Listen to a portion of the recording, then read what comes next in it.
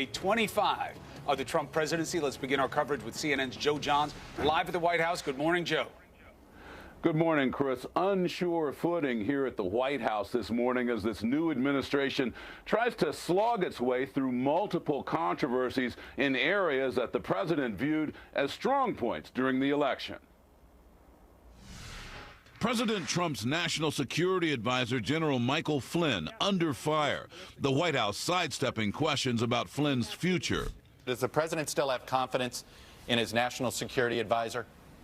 That's a question that I think you should ask the president. A U.S. official confirming that General Flynn did discuss U.S. sanctions with a Russian ambassador before Trump was sworn in, contradicting denials made by Flynn himself and Vice President Mike Pence. They did not discuss anything having to do with the United States' decision to expel diplomats or impose a censure against Russia. General Flynn on thin ice despite Trump's refusal to address the firestorm. I don't know about it. I haven't seen it.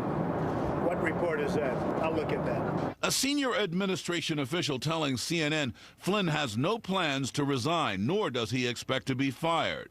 President Trump facing another big test over the weekend, North Korea firing a ballistic missile into the Sea of Japan. As the president met with Japan's Prime Minister Shinzo Abe, both leaders addressing the launch late Saturday night. The United States of America stands behind Japan, its great ally, 100%. Meantime, the Trump administration is weighing their options on his suspended travel ban, which could include writing a new executive order. We can appeal the emergency stay to the Supreme Court. We can take our case en banc to the Ninth Circuit. We can continue the appeal with the panel, or we can return to the district court and have a trial on the merits. All options are on the table. As fears grow in immigrant communities after hundreds of people in 11 states were arrested last week. This as a White House advisor reignites a conspiracy theory about voter fraud that has been repeatedly debunked without providing any evidence. There are massive numbers of non-citizens in this country who are registered to vote. That's the story we should be talking about, and I'm prepared to go on any show, anywhere, anytime, and repeat it and say the President of the United States is correct 100%. Today, the president meets here at the White House with the Canadian Prime Minister. Among the topics of discussion, NAFTA, the North American Free Trade Agreement, which the president has vowed to renegotiate. Allison and Chris. Joe, appreciate it. Let's discuss. We have a big panel for you. CNN political commentator and political anchor of Spectrum News, Errol Lewis, CNN political analyst David Gregory, and CNN political analyst and national political reporter for the New York Times, Alex Burns. Errol Lewis, for all the intrigue surrounding Michael Flynn, there is a simple question that will get you to the root of it. Where is the transcript? We know that the communications between Flynn and the Russians were being monitored. It's multiply sourced. There are lots of different communications. They say they have them. There is an answer to whether or not he was discussing sanctions with Russia and how. Do you think we'll see that proof? I think we'll find out whether or not the president thinks we're going to see it. You know, the question here is not just what's in those transcripts, and I assume the president has already seen it. I assume that he and his top advisors are making a decision about what that transcript The president said implies. he didn't know what reports people were asking him about when the Flynn issue came up. He said, what report? I haven't seen it. Yeah, well, you know, the president has the best information network in the entire world. So I assume at some point he's going to find out. If he doesn't know right now, he'll find out a minute from now. And then he'll have to make a decision. And I think that's what's going to really sort of tell the story. It also, I think, it can get folded into, and we've seen him do this with other important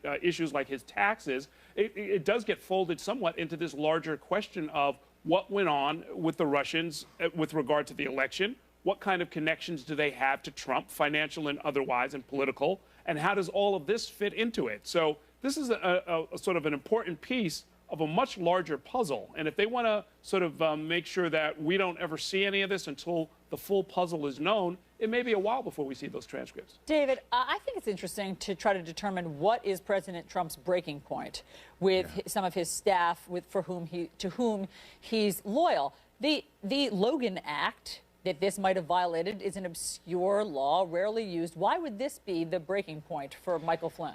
Well, for a couple of reasons. Look, Stephen Miller, this young aide who was out on the Sunday programs yesterday, couldn't have been more emphatic by what he didn't say. When he was called on to defend Kellyanne Conway, boy, he was ready to go. Yeah, good point, David. Let me stop you right there, because just so the people know how he deflected, let me play this, and then you can make your point. Listen to this.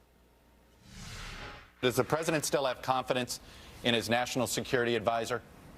That's a question that I think you should ask the president. The question you should ask Reince, the chief of staff. I'm here today as a policy advisor, and my focus is on answering the policy questions that you have. The White House did not give you anything to say other than that.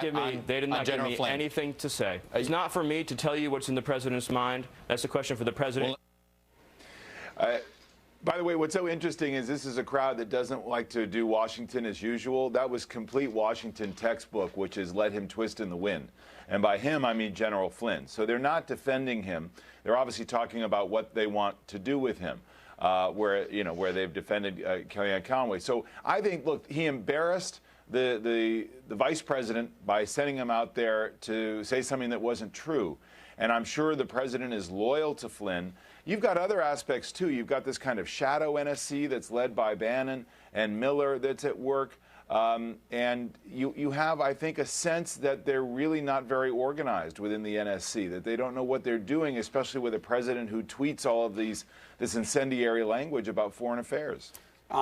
To inform that position, David Gregory, we've got the New York Times here. Let's put up what they wrote about this. 3 weeks into the Trump administration, council staff members get up in the morning, read Trump's tweets, and struggle to make policy to fit them.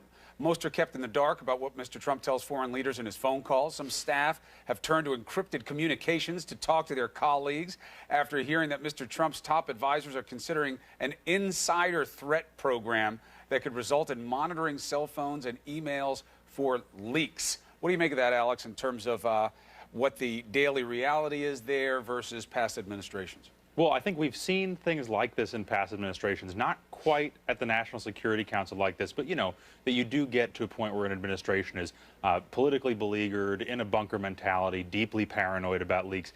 It just usually doesn't happen 3 weeks after the inauguration, right? So what you see here happening at the NSC and in other quarters of the Trump administration is that the president trusts very, very few people. He is surrounded by people who trust very, very few people. They are detached and alienated from the sort of professional bureaucracy, the civil service. And that's why somebody like Flynn ends up being such a key man in a situation like this. He is the president's conduit to a much larger national security bureaucracy that Donald Trump doesn't particularly have any deep familiarity with. And so he may be a difficult person for Trump to get rid of, even in spite of all the pressure he's facing, both within his administration and without. And all ominous things are happening on the world stage, obviously. President Trump was at a dinner with Prime Minister Abe of Japan when he got word that North Korea had launched a test missile. Now what? Well, now what? Now we see, as we saw that night, that he can sort of make a quick statement and sort of say, okay, we stand behind Japan 100%. But this is where a lot of his statements over the course of the campaign now come together. And this gumbo that he sort of created, where he sort of suggested on the campaign trail, well, maybe South Korea should have nuclear weapons. Maybe Japan should have nuclear weapons. I'm going to be so tough on North Korea and so forth. Well, now you have the madman in North Korea who sort of calls his bluff. And there's no sort of comprehensive defense doctrine there. There's no foreign policy team in place. We're not sure how all of this interacts with the very complicated relationship with China that the candidate Trump also talked about will pressure China because they've got influence over North Korea. These are all questions that were asked throughout the campaign. We never had any comprehensive answers. So it was almost as if there was a sort of a pop quiz, and we have a student who really wasn't ready for it. Well, you had the UN, David, you had the UN Security Council. You got its members there, including the U.S., asking for an emergency meeting. Isn't that the right call? I think so. I mean, I think this is actually a case of deliberate restraint on the part of the Trump administration and some good moves all around. You had a president who was restrained, who was standing behind the Japanese leader. I thought coordinating a joint response. He just did have, President Trump had a conversation with President Xi in China. There's no question that North Korea must have come up so that you can have a more coordinated response. And let's be honest, we've had successive administrations who've been bedeviled by North Korea. It's not an easy question. I think there was a feeling that if this was a medium-term missile, this was not quite as provocative. But here was a case where the president kept his powder dry. I think that's important. And it underscores the importance of a national security advisor, because this is the person who coordinates all the information and how it gets to the president and who the president is listening to. And I think that becomes an important question in the administration, given a Steve Bannon, a Steve Miller, and a General Flynn, all of who have some purview over foreign affairs. All right, panel, thank you very much. Stick around if you would. The White House, once again, renewing false claims of widespread voter fraud in the presidential election. Why do the president and his senior advisors keep talking about this but not presenting any evidence? Our panel takes that up next.